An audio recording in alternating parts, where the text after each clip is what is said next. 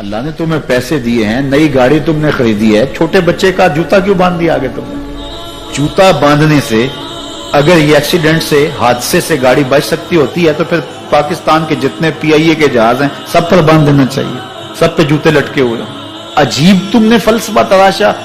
کسی نے جو ہے وہ کالی رنگ کی پٹی باندھ دی نیچے جس سے اس کو نظر نہیں لگے گی. گھوڑے کے پاؤں کے نیچے جو کھری لگی ہوئی ہوتی ہے, کچھ لوگوں نے اپنے گھروں میں وہ باندھی ہوئی ہوتی ہے کہ اس سے ہمارے گھر کے اندر کوئی مصیبت نہیں آئے گی, کوئی تکلیف نہیں آئے گی. کسی نے ہنڈیا اپنے گھر کے اوپر الٹی رکھی ہوئی ہوتی ہے, یہ ہنڈیا بچا لے گی. اور میاں ہنڈیا کیا بچائے گی تجھے؟ اللہ کے قہر سے کچھ نہیں بچا سکتا. جب تمہارے اوپر کوئی مصیبت نازل ہونی ہے تو کچھ نہیں بچا سکتا. اگر بچنا چاہتے ہو تو پھر اللہ سے استغفار کرو, اللہ تعالیٰ کی تسبیح کرو, اللہ کی تحلیل کرو, میرے حضور پہ درود پڑھو, پھر دیکھنا کہ مصیبتیں ٹلتی ہیں یا نہیں ٹلتی. تو یہ خام خواہ کے رکیے اور یہ عامل لوگ جو ہیں ان کا تو کام ہی یہی ہے. ان کا کام چلتا ہے لوگ ذوف الاعتقادی میں مبتلا رہے ہیں اور یہ کہہ دیتے ہیں کہ آپ کے خاندان میں ایک منحوس عورت ہے, یہ اس کا کیا ہوا ہے, تو کوئی نہ کوئی منحوس تو پہلے ہی انہوں نے طے کر رکھی ہوتی ہے, فوراً ذہن وہاں جا کلک ہو جاتا ہے. اس کا نون سے نام شروع ہوتا ہے, اس کا کاف سے نام شروع ہوتا ہے, اس کا جیم سے نام شروع ہوتا ہے, تو پورے خاندان میں کسی کا نام کاف, نون یا جیم سے تو شروع ہوتا ہی ہوگا, یا دوستوں میں, تو فوراً ذہن جو ہے ادھر منتقل ہو گیا. اب یہ بابا جی نے بتا دیا ہے, ہاں ہاں ہاں اس نے یہ بات کی تھی, کچھ باتیں یاد آنے لگی. اس کاف سے شروع ہونے والے نام کے ساتھ نفرت پیدا ہو گئی. اس بابے نے نفرت کا کاروبار کیا. اس نے تو 100 روپے 200 روپے لے لیے, لیکن دو انسانوں کے اندر نفرت ڈال دی. اس کا گریبان کل قیامت کے دن پکڑا جائے گا. ان ملنگوں کے پاس, ان ذوف الاعتقادی کو پھیلانے والوں کے پاس کبھی نہ جاؤ. تمہیں مصیبت پڑی ہے, تمہیں لگ رہا ہے کہ شاید میرے اوپر جادو ہے, تو پڑھو نا سورہ بقرہ, جادو جڑ سے اکھڑ جائے گا. 40 دن اپنے گھر میں سورہ بقرہ پڑھو, برکت ہوگی. کہتے ہیں مولوی صاحب 40 دن تو نہیں پڑھی جا سکتی, 2.5 پارے, ہمیں کوئی تعویذ ہی کرتے ہیں. ہم شارٹ کٹ چاہتے ہیں نا, روزانہ صبح 2.5 پارے سورہ بقرہ پڑھے, یہ تو ہم سے نہیں پڑھی جائے گی. تو آپ کوئی تعویذ ہی لکھ دیں. کاروبار میں برکت نہیں, میں کہتا ہوں پڑھو نا سورہ واقعہ, 3 رکوع ہیں, برکت ہوگی. ہم کہتے ہیں ہمیں تعویذ ملنا چاہیے, بس وہ ہم گلے میں رکھ دیں, بٹوے میں رکھ لیں, پرس میں رکھ لیں, اور ہمارا کام ہو جائے, ہمیں کچھ بھی نہ پڑھنا پڑے, ہمیں وضو تک نہ کرنا پڑے, نماز نہ پڑھنی پڑے, اور برکت ہو جائے. ایسے برکت تو نہیں آتی. اس لیے چھوڑو ان کی جان, آؤ قرآن مجید پہ آؤ, آؤ سجدوں پہ آؤ, آؤ دعاؤں پہ آؤ.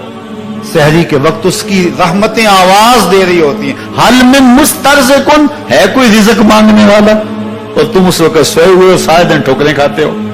آؤ نہ اس وقت جھولی پھیلا کے, ہاتھ پھیلا کے کہو مالک تو جھولیاں بھر دے. تو پھر دیکھنا, میرا بیٹا سالم مشرکین کی قید میں ہے اور میں فاقوں کی حالت میں ہوں.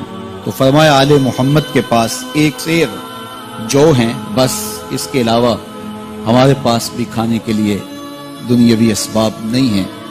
کہا صبر کرو اور اللہ سے ڈرو, اور لا حول ولا قوت الا باللہ کثرت کے ساتھ پڑھو. یہ ایسا وظیفہ ہے, ایک حدیث پاک میں آتا ہے کہ یہ 99 بیماریوں کا علاج ہے. اس میں سب سے کم درجے کی بیماری ہم اور غم ہے. یہ دکھوں کا مداوع ہے, مشکلات کا علاج ہے, اور یہ وظیفہ میرے حضور نے بتایا. حضرت ابو ذر غفاری رضی اللہ تعالیٰ عنہ کو حضور نے 5 چیزیں بتائی تھی. ان میں سے 5ویں چیز یہ تھی کہ ابو ذر کثرت کے ساتھ لا حول ولا قوت الا باللہ پڑھا کرو. فرمایا عرش الہی کے نیچے ایک خاص خزانہ ہے, یہ وظیفہ وہاں سے آیا ہے. یہ زندگی میں معمول بنا لو, جب پھنس جاؤ, مشکلات میں آ جاؤ, تو لا حول ولا قوت الا باللہ پڑھو, اللہ راستے کھولے گا. تو حضور نے 3 چیزیں فرمائی, اللہ سے ڈرو, صبر کرو, اور کثرت کے ساتھ لا حول ولا قوت الا باللہ پڑھو. وہ فرماتے ہیں کہ میں یہ عمل شروع کیا, ابھی گھر میں بیٹھا ہی تھا کہ دروازے پہ دستک ہوئی, تو میں اٹھا کہ دروازہ کھولوں دیکھوں کہ کون ہے. تو دروازہ کھولا, دیکھا میرا بیٹا کھڑا ہے اور اس کے پیچھے 100 اونٹ کھڑے ہیں. تو میں نے کہا کہ تم اور یہ اونٹ؟ کہا مجھے موقع لگ گیا, میں ان کی قید سے بھاگ آیا. وَيَرْزُقْهُ مِنْ حَيْثُ لَا يَحْتَسِبُ، وہ تمہیں وہاں سے رزق دے گا جہاں سے تمہیں گمان بھی نہیں۔ اس کے ہو کے تو دیکھو، اللہ اکبر، اللہ کے ہو جاؤ تو پھر وہ تمہاری ضرورتوں کا کفیل ہو جائے۔ فرمایا حضرت عبداللہ ابن مسعود رضی اللہ تعالیٰ عنہ نے کہ کسی شخص کو فقر و فاقہ آ جائے تو وہ لوگوں کو بتائے کہ میں آج کل بڑے مشکل حالات میں ہوں، ہر وقت لوگوں کو بتاتا رہے تو اس کی مشکل بڑھے گی، اس کی مشکلیں آسان نہیں ہوں گی اس طرح۔ اور اگر وہ اپنی اس مشکل کو کسی سے شیئر نہ کرے بلکہ مصلی بچھا کے اپنے رب سے کہے کہ مالک فقر و فاقہ آ گیا ہے اور اس کا علاج تیرے پاس ہے، اس مرض کا مداوع تیرے پاس ہے۔ تو حضرت عبداللہ ابن مسعود فرماتے ہیں کہ رسول کریم نے فرمایا جلد یا بدیر اللہ اس کو مالا مال فرما دے۔ یہ بھی کبھی کر کے دیکھو، مشکل آ جائے، فاقہ آ جائے۔ اور قرآن مجید کا دل سورہ یاسین ہے، جس نے ایک مرتبہ سورہ یاسین کی تلاوت کی اللہ 10 مرتبہ قرآن پڑھنے کا ثواب عطا کرے۔ اور کتنا بڑا اجر ہے، آپ ایک سال میں بھی شاید 10 قرآن مجید نہ ختم کر سکیں اور سورہ یاسین پڑھیں تو 10 مرتبہ قرآن مجید پڑھنے کا ثواب نصیب ہوگا۔ تو اپنی صبح کا آغاز سورہ یاسین سے کیا کریں، نماز فجر کے بعد اشراق تک سورہ یاسین پڑھ لیا کریں۔ سورہ یاسین اگر آپ پڑھ کے اپنے دن کا آغاز کرتے ہیں آپ کا سارا دن خیر سے گزرے گا۔ اس دن اگر کاروبار کریں گے تو برکت ہوگی، اس دن بہت ساری بیماریوں سے، آفات و بلیات ارضیہ اور سماویہ سے بچے رہیں گے، لوگوں کے شر سے، حادثات سے محفوظ رہیں گے۔ میرے حضور نے ارشاد فرمایا قرآن مجید میں ایک سورت ہے جس کی 30 آیات ہیں، اگر کوئی شخص اس کی تلاوت کرتا ہے تو وہ سورت پڑھنے والے کی شفاعت کرتی ہے اور اتنی بار شفاعت کرتی ہے کہ اس کو بخشوا کے چھوڑتی ہے۔ وہ سورت کون سی ہے؟ وَهِيَ تَبَارَكَ الَّذِي بِيَدِهِ الْمُلْكُ، یہ سورۃ الملک ہے، 30 آیتیں ہیں۔ جو شخص اس کی تلاوت کرے یہ اتنی بار سفارش اللہ کی بارگاہ میں کرتی ہے کہ اپنے پڑھنے والے کو بخشوا کے چھوڑتی ہے۔ تو اپنے دن کا آغاز سورہ یاسین سے کریں اور اپنی شب کا آغاز سورہ ملک سے کریں۔ سونے سے پہلے سورہ ملک کی تلاوت ضرور کر لیں، انشاءاللہ اس سے رات برکت سے گزرے گی۔ جس نے ایک دن میں 100 مرتبہ سبحان اللہ و بحمدہ پڑھا، کتنی مرتبہ؟ 100 مرتبہ کیا پڑھا؟ سبحان اللہ و بحمدہ۔ فرمایا کہ اس کے گناہ سمندر کی جھاگ کے برابر بھی ہوں تو اللہ معاف فرما دے گا۔ تو یہ اپنے وظائف میں شامل کر لیجئے، سبحان اللہ و بحمدہ۔ اور حدیث بخاری ہے کہ 2 کلمے ایسے ہیں جو اللہ کو محبوب ہیں اور زبان پر مشکل نہیں، زبان پر بڑے آسان ہیں، اور جب میزان پہ رکھے جائیں گے تو پلڑے کو جھکا دیں گے، بڑے بھاری ہیں میزان پہ۔ وہ 2 کلمے یہی ہیں، سبحان اللہ و بحمدہ، سبحان اللہ العظیم۔ تو اگر اس کو 100 مرتبہ روزانہ پڑھے تو سمندر کی جھاگ کے برابر بھی گناہ ہو تو اللہ معاف فرما دیتا ہے۔ اللہ فرماتا ہے ما یفعل اللہ بعذابکم، وہ تمہیں عذاب دے کے کیا کرے گا؟ ذرا لہجہ دیکھیے، ذرا انداز، ما یفعل اللہ بعذابکم، وہ تمہیں عذاب دے کے کیا کرے گا؟ تم اس کی مخلوق ہو، اپنے دستے قدرت سے اس نے تمہیں بنایا ہے، تو وہ تمہیں عذاب دے کے کیا کرے گا؟ اس کی ضرورت نہیں ہے کہ تمہیں عذاب دے، نہ اس کی چاہت ہے کہ تمہیں عذاب دے، کوئی خود چھلانگے لگائے تو اس کی مرضی۔ فرمایا کہ ما یفعل اللہ بعذابکم، وہ تمہیں عذاب دے کے کیا کرے گا؟ ان شکرتم و آمنتم، اگر تم شکر ادا کرو اور ایمان لاؤ تو وہ تو قدردان ہے جو کوئی اس کا شکر کرتا ہے اور جو اس پر ایمان لاتا ہے۔ تو اللہ اس کے لیے عذاب نہیں رکھا، اس کے لیے رحمتیں رکھی ہوئی ہیں۔ تمہیں دستے قدرت سے بنایا ہے اور وہ تمہیں خوش دیکھنا چاہتا ہے، تمہیں خوشحال دیکھنا چاہتا ہے، تمہیں سرشار دیکھنا چاہتا ہے، تمہیں نہال دیکھنا چاہتا ہے، تمہاری زندگی کو خوشگوار دیکھنا چاہتا ہے۔ تم نے اپنے آپ کو خود اپنے اعمال کی وجہ سے مصیبتوں میں ڈالا ہے، تو کہا شکر کرنے کی عادت ڈال لو، دیکھنا پھر اللہ تعالیٰ جل شانہ کی رحمتیں تمہارے اوپر کس طرح اترتی ہیں، اس کی نوازشیں تمہارے اوپر کیسے برستی ہیں۔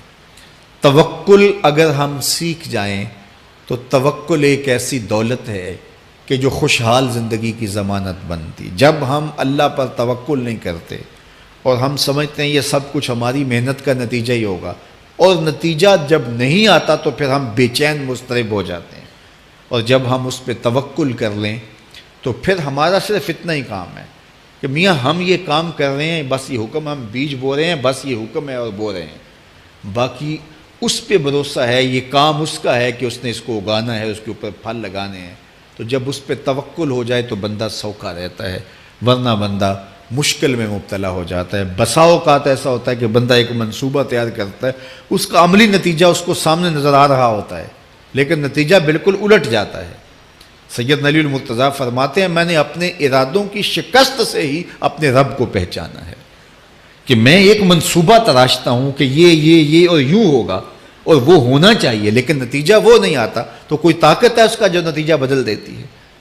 تو بندہ اس طاقت پہ یقین کرتے، اس پہ توکل کر کے جو ہے وہ اس پہ بھروسہ کر لے تو زندگی سوکھی ہو جاتی ہے۔ مغرب میں جو اللہ پر یقین نہیں رکھتے وہ خودکشی کر لیتے ہیں کہ یہ کیوں ہو گیا، ایسا نہیں ہونا چاہیے تھا، لیکن ہم خودکشی اس لیے نہیں کرتے، ہم کہتے ہیں میرا رب جس طرح چاہے اس طرح ہی ہوتا ہے، جو اس نے طے کیا ہوا ہے وہ کر کے رہتا ہے، اس لیے تم اس پہ توکل کر لو اور اس پہ بھروسہ کرو۔ حضور علیہ الصلوۃ والسلام نے فرمایا لو انکم توکلون علی اللہ حق توکلہ، اللہ پر توکل کرنے کا جو حق ہے اگر تم وہ ادا کر دے تو فرمایا اللہ تمہیں ایسے رزق عطا کرے جیسے پرندوں کو عطا کرتا ہے۔